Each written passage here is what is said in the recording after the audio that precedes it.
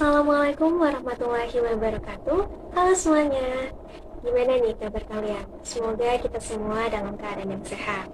Nah, berjumpa lagi dengan saya, Konita Al-Isma, mahasiswi dari Pendidikan Guru Sekolah Dasar atau PGSD, yang kali ini akan membahas topik menarik mengenai kesulitan belajar matematika pada anak atau yang disebut dengan diskalkulia.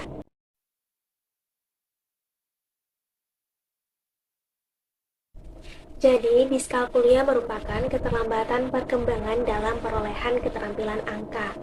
Anak yang mengalami diskalkulia biasanya kesulitan dalam hal mempelajari atau mengerjakan soal yang berhubungan dengan matematika, seperti konsep bilangan, menulis dengan cerminan, atau mempertahankan urutan angka yang tepat dalam berhitung.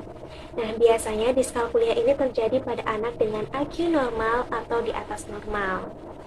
Oke, teman-teman, untuk lebih memahami mengenai diskalkulia, terlebih dahulu teman-teman harus mengetahui nih, apa saja sih ciri-ciri dari anak dengan diskalkulia. Oke, yang pertama, panik setiap kali bertemu pelajaran matematika, atau kecewa jika menemukan permainan yang membutuhkan kemampuan berhitung. Kedua, masih menghitung dengan jari ketika anak lain seusianya sudah tidak melakukannya. Ketiga, sulit memperkirakan ukuran, misalnya berapa tinggi sesuatu atau berapa lama perjalanan dari satu tempat ke tempat lain. Keempat, sulit memahami perhitungan matematika dasar seperti pertambahan, pengurangan, perkalian, dan pembagian. Kemudian yang kelima, sulit menghitung uang dan kembalian. Keenam, sulit membaca jam dan mengingat kombinasi nomor telepon.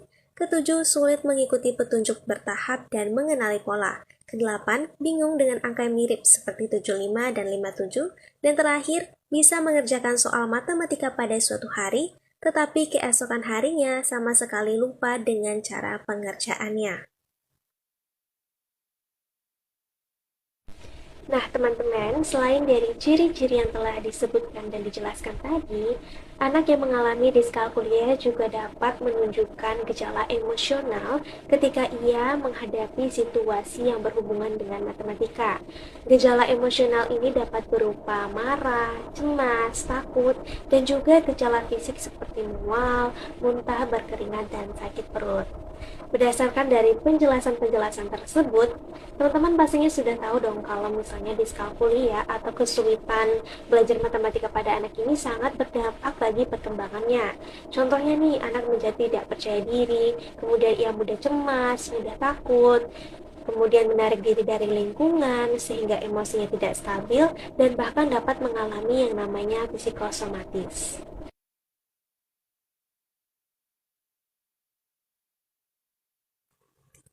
Yang pertama, kenali profil anak. Apa yang menjadi kelemahannya, kekuatannya, dan minatnya.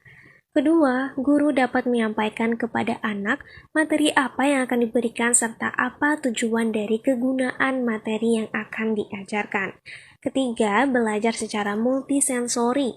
Misalnya nih, menggunakan benda yang dapat dilihat dan disentuh untuk membantu memahami pertambahan, pengurangan, perkalian, dan pembagian. Kemudian yang keempat, tanamkan kepercayaan diri kepada anak dengan memberikan reward atau pujian. Kelima, anak dapat dimonitoring secara berkelanjutan. Keenam, lakukan remedial teaching dengan program yang terstruktur dan juga kreatif. Ketujuh, dampingi anak dengan cinta dan kesabaran. Dan terakhir, akhiri proses pembelajaran dengan memberikan pujian dan motivasi kepada anak. Baik teman-teman, sekian pembelajaran dari saya. Semoga ini dapat bermanfaat bagi teman-teman dan juga banyak orang. Okay, see you in the next video.